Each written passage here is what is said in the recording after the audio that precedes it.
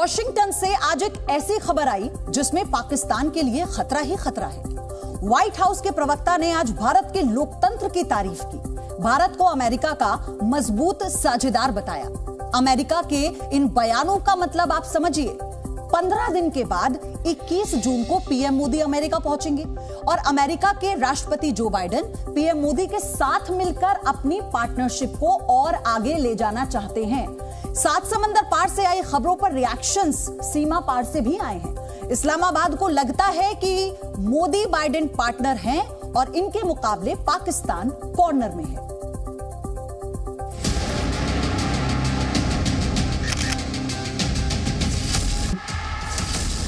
Washington में पाकिस्तान के साथ भयंकर हादसा हो गया है। व्हाइट हाउस ने भारत के लिए ऐसा बयान दिया जिसे सुनकर पाकिस्तानियों के सीने पर सांप लौट रहे हैं।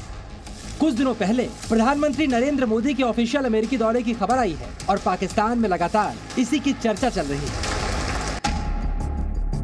अब आप अमेरिका का वो बयान सुनिए जो पाकिस्तान के लिए बड़ा शॉकिंग है। वॉशिंगटन ने भारत के लोकतंत्र की तारीफ की है। व्हाइट हाउस के प्रवक्ता ने कहा कि लोकतंत्र देखना है तो नई दिल्ली जाकर खुद देखिए और महसूस कीजिए। India is a vibrant democracy.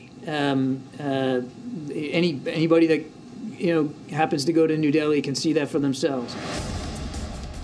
Democracy पर बाइडेन सरकार का बयान पाकिस्तान के लिए किसी शौक से कम नहीं, लेकिन पाकिस्तान को बड़ा झटका पीएम मोदी की इसी महीने होने वाली यूएस यात्रा की खबर से लगा। प्रधानमंत्री मोदी इस बार अमेरिका की अपनी पहली राजकीय यात्रा पर जाएंगे। न्यूयॉर्क और वॉशिंगटन डीसी की यात्रा करेंगे। व्हाइट हाउस में पीएम मोदी को शानदार रेड कारपेट वेलकम मिलेगा। पीएम मोदी दूसरी बार अमेरिका में यूएस कांग्रेस को संबोधित करेंगे और सुपर पावर अमेरिका में ऐसा सम्मान सिर्फ करीबी मित्र देशों और सहयोगियों को ही मिलता है।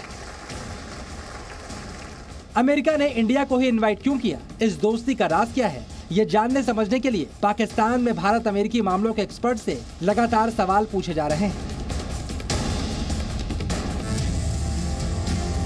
इस बार पीएम मोदी को अमेरिका की दोनों पार्टियां मिलकर बुला रही हैं, यानी पक्ष और विपक्ष दोनों मोदी के साथ हैं। दोनों भारत के पीएम को वॉशिंगटन में सम्मान देंगे।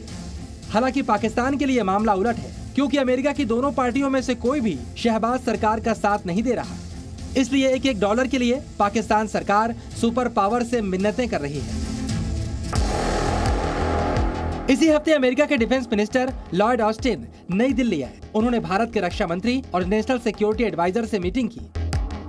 साथ मिलकर नए हथियार डेवलप करने और एंटी चाइना मोर्चे को मजबूत बनाने का ऐलान किया। टारगेट पर चीन है, लेकिन इन सभी बातों में पाकिस्तान को खुद के लिए भी डर दिखाई दे रहा है। वॉशिंगटन से आ रहे संकेतों से साफ है कि भारत और अमेरिका के बीच की दोस्ती अब एक मजबूत लोकतांत्रिक साझेदारी में बदल चुकी है। आज व्हाइट हाउस ने भारत के लोकतंत्र की तारीफ करते हुए बताया कि वॉशिंगटन में प्रधानमंत्री नरेंद्र मोदी के दौरे का इंतजार हो रहा है। वहीं 24 घंटे पहले दिल्ली में खड़े होकर अमेरिका के डिफेंस मिनिस्टर ने चीन के खिलाफ बयान दिया और भारत अमेरिका के डिफेंस पार्टनरशिप को नेक्स्ट लेवल पर ले जाने का ऐलान किया। कुल मिलाकर मुद्दा चीन का हो या फिर ताकत बढ़ाने का, एक एक कर ज्यादातर मुद्दों पर भारत और अमेरिका एक साथ नजर आ रहे हैं। विशाल पांडे, जी मीडिया, दिल्ली। चीन को अगर कोई चुनौती दे सकता है तो वो है भारत। आज भारत ने चीन को दो बुरी खबर दी है। पहली खबर कोच्चि के समंदर से आई, जहां भारतीय नौसेना ने स्वदेशी टॉर्पीडो वरुणास्त्र का सफल परीक्षण किया।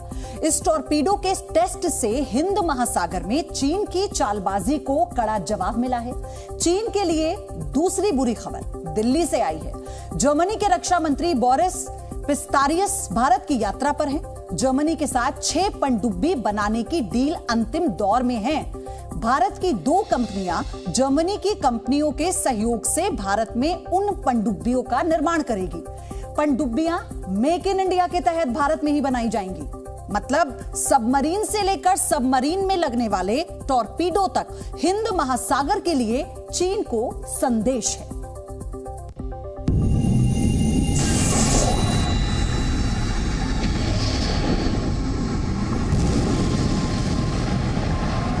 धमाका देश के दुश्मनों को समंदर में सावधान करने वाला धमाका है। यह धमाका भारतीय नौसेना की नई ताकत का धमाका है।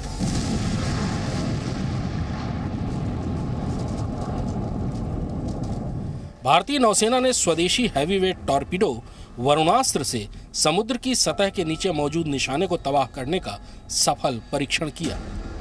इस टॉर्पीडो को पहली बार वॉरहेड के साथ फायर किया गया। टॉर्पीडो ने समंदर के अंदर पहले से ही तय लक्ष्य नष्ट कर दिया। टॉर्पीडो से समंदर के अंदर मौजूद दुश्मन की सबमरीन को निशाना बनाया जा सकता है। यानी भारतीय समुद्री क्षेत्र में घुसने की कोशिश करने वाले दुश्मन की सबमरीन के लिए यह टॉर्पीडो बेहद घातक साबित होगा। समुद्र में दुश्मन के जहाजों और सबमरीन के लिए टॉर्पीडो सबसे घातक और सबसे कारगर हथियार होता है। रक्षा मंत्रालय ने 2019 में भारत डायनामिक्स लिमिटेड को वरुणास्त्र बनाने का जिम्मा सौंपा था।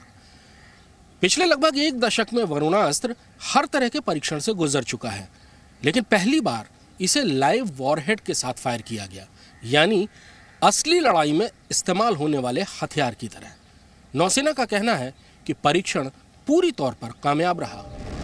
वरुणास्त्र दुश्मन के जंगी जहाजों के खिलाफ तो कारगर है ही, इस सफल परीक्षण के बाद इसने सबमरीन के खिलाफ भी अपनी ताकत साबित कर दी है। स्वदेशी टॉर्पीडो वरुणास्त्र को नौसेना अपने सभी बड़े जंगी जहाजों में इस्तेमाल करती है। वरुणास्त्र का वजन 1.5 टन है और ये 250 किलोग्राम तक विस्फोटक ले जा सकता है। इसकी रेंज 40 किलोमीटर है, यानी समंदर में 40 किलोमीटर दूर लक्ष्य को सटीक भेद सकता है। वरुणास्त्र करीब 75 किलोमीटर प्रति घंटे की रफ्तार से अपने निशाने पर हमला करने की क्षमता रखता है। ये टॉर्पीडो समुद्र की सतह के 600 मीटर नीचे भी अपने निशाने पर अचूक वार कर सकता है। आपको बताते हैं कि आखिर टॉर्पीडो काम कैसे करता है। इस टॉर्पीडो को सबमरीन या जंगी जहाज से फायर किया जाता है। दुश्मन की सबमरीन को भेदने के लिए टॉर्पीडो को जब दागा जाता है, सबमरीन या जंगी जहाज से निकलते ही टॉर्पीडो अपने लक्ष्य की ओर बढ़ता है। टारगेट भले ही भागने की कोशिश करे, लेकिन यह पीछा करके उसे समंदर के अंदर ही बर्बाद कर देता है। 2017 से भारत ने सबमरीन से लॉन्च होने वाले टॉर्पीडो पर भी काम करना शुरू कर दिया था। भारतीय नौसेना की सिंधु क्लास की सबमरीन अभी तक पुराने रूसी टॉर्पीडो टाइप 53 का इस्तेमाल करती हैं। इसका वजन और विस्फोटक ले जाने की क्षमता वरुणास्त्र के लगभग बराबर है, लेकिन इसकी रेंज वरुणास्त्र की लगभग आधी है। साथ ही इसका नेविगेशन सिस्टम भी काफी पुराना है, लेकिन वरुणास्त्र का नेविगेशन सिस्टम काफी एडवांस है। किसी सबमरीन से दुश्मन की सबमरीन पर समुद्र की सतह के अंदर टॉर्पीडो से हमला करना किसी भी नौसेना की सबसे महत्वपूर्ण क्षमता होती है। वरुणास्त्र के ताजा ट्रायल के बाद भारत इस क्षमता को हासिल करने की दिशा में आगे बढ़ चला है। भारतीय नौसेना की सबमरीन्स की तादाद चीनी नौसेना के मुकाबले बहुत कम है और चीनी सबमरीन अक्सर हिंद महासागर में मंडराती रहती हैं। भारतीय नौसेना के किसी जंगी जहाज से फायर किया गया वरुणास्त्र किसी भी चीनी सबमरीन को समुद्र के अंदर ही तबाह करने के लिए काफी है। वरुणास्त्र के आ जाने से सबमरीन्स के आंकड़ों का ये फर्क थोड़ा कम होगा। वरुणास्त्र की गिनती दुनिया के सबसे अच्छे टॉर्पीडो में होती है। वियतनाम ने तो इसे खरीदने में खासी दिलचस्पी दिखाई है। वरुणास्त्र के इस कामयाब ट्रायल के बाद अब रूस के टॉर्पीडो पर निर्भरता कम होगी। कृष्ण मोहन मिश्रा, जी मीडिया, दिल्ली। दर्दनाक रेल हादसा, राजनीति, सीबीआई जांच और जांच पर सवाल। सच के स्टेशन पर हर कोई पहुंचना चाहता है। सीबीआई जांच को मिली हरी झंडी के बाद राजनीति का सिग्नल कभी रेड है तो कभी ग्रीन हो रहा है। ममता बनर्जी लगातार सरकार पर तीखा हमला बोल रही हैं। बीजेपी टीएमसी की भूमिका पर सवाल उठा रही है।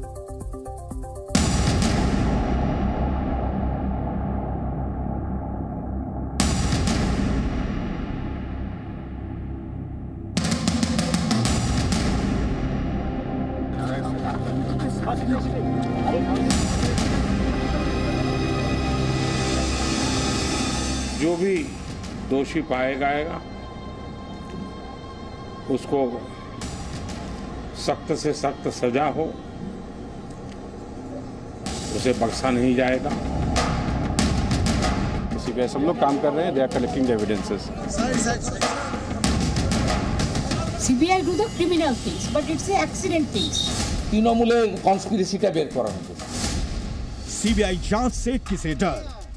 10 अफसरों की सीबीआई टीम हादसे वाली जगह पहुंचकर एक एक तथ्य के तारों को जोड़ना शुरू कर चुकी है ताकि सच की तस्वीर तैयार की जा सके, असली दोषियों तक पहुंचा जा सके। इस काम में फॉरेंसिक की टीम और कमिश्नर ऑफ रेलवे सेफ्टी की टीम भी अपनी जांच में जुटी है। सीबीआई की टीम अपना ज़्यादा डिटेल्स डिस्क्लोज नहीं करती है। दे वर्क डिस्क्रीटली, तो they are doing their work, they work silently, और वो अपना काम कर रहे हैं। अलग अलग लोकेशंस पे लोग हैं जहाँ CRS और सीबीआई सब लोग काम कर रहे हैं। They are collecting evidences. Railway से भी जो असिस्टेंस है वो दिया जा रहा है प्रॉपर, जो भी चीज़ उनको चाहिए। जैसे उन्होंने कहा था कि एविडेंसेस को सिक्योर करने के लिए, तो भी आप देख रहे होंगे कोचेस को हमने सिक्योर करके रखा है। प्रधानमंत्री नरेंद्र मोदी बालासोर रेल दुर्घटना में शामिल किसी भी दोषी को बख्शना नहीं चाहते, लेकिन पश्चिम बंगाल की मुख्यमंत्री ममता बनर्जी रेल मंत्री के इस्तीफे की मांग कर रही हैं और साथ ही सीबीआई जांच पर भी सवाल उठा रही हैं। I also gave Ganeshwari Express to CBI. 12 years over, no result. Shaite also I gave it to CBI, no result. CBI do the criminal things, but it's the accident things. BJP नेता शुवेंदु अधिकारी ने साफ तौर पर TMC के नेताओं को इस घटना में शामिल होने का आरोप लगाया है। साथ ही कहा है कि ये लोग सीबीआई जांच से बचना चाहते हैं। তৃণমূলের কনস্পিরেসিটা বের করানোর জন্য এই পুরো ইনসিডেন্টের পিছনে তৃণমূল আছে। তৃণমূলের কনস্পিরেসিটাকে আইডেন্টিফাই, ওরা কালকে রাতে থেকে প্যানিক কেন? তো সিবিআই নিয়ে অডিট কেন? তো প্লেস অফ অকারেন্স অন্য স্টেটে, এত প্যানিক কেন? आपको बता दें कि रेल विभाग की ओर से रेल मंत्री अश्विनी वैष्णव सीबीआई जांच की सिफारिश पहले ही कर चुके हैं, जबकि कई विपक्षी नेता सीबीआई जांच पर सवाल उठा रहे हैं। इस बीच जांच एजेंसी ने केस रजिस्टर कर जांच तेज कर दी है। आपको बता दें कि रेल हादसा होने पर कोई पहली बार सीबीआई जांच नहीं हो रही है। इससे पहले भी खुद ममता बनर्जी रेल मंत्री रहते हुए सीबीआई जांच की सिफारिश कर चुकी हैं। अगस्त 1999 में अवध एक्सप्रेस और ब्रह्मपुरी मेल की टक्कर हुई, जिसमें साजिश की आशंका जताई गई। आखिरकार सीबीआई जांच को हरी झंडी मिली और जांच में यह भी पाया गया कि दुर्घटना क्षणिक विफलता के परिणाम स्वरूप नहीं।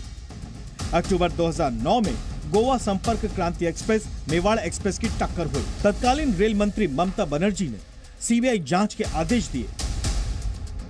इसके बाद मई 2010 में ज्ञानेश्वरी एक्सप्रेस पटरी से उतरी। यह हादसा पश्चिम बंगाल में हुआ था, जब 148 लोग इस हादसे में मारे गए। ममता बनर्जी तत्कालीन रेल मंत्री थी।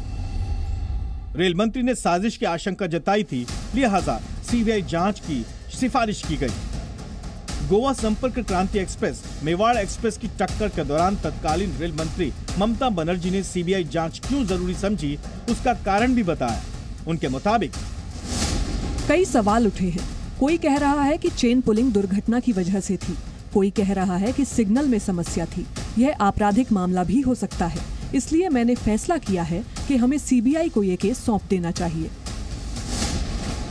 यही नहीं, सीबीआई के पूर्व डायरेक्टर एपी सिंह भी बता रहे हैं कि उनके कार्यकाल में ऐसे ही साल 2010 में ज्ञानेश्वरी एक्सप्रेस ट्रेन एक्सीडेंट हुआ था, जिसके बाद सीबीआई जांच हुई। लेकिन सीबीआई जांच से पहले रेल दुर्घटना हादसा दिख रही थी, जबकि ये हादसा नहीं साजिश थी। तब भी रेलवे की जांच और सीबीआई की जांच साथ साथ चल रही थी। जब मैं सीबीआई में था तो हम लोग ने एक इन्वेस्टिगेशन करी थी। ज्ञानेश्वरी ट्रेन एक्सीडेंट हुआ था, वो भी इसी एरिया में हुआ था, वो बंगाल में हुआ था, मिदनापुर और खड़गपुर के बीच में। पर उसमें सैबोटाज क्लियर था।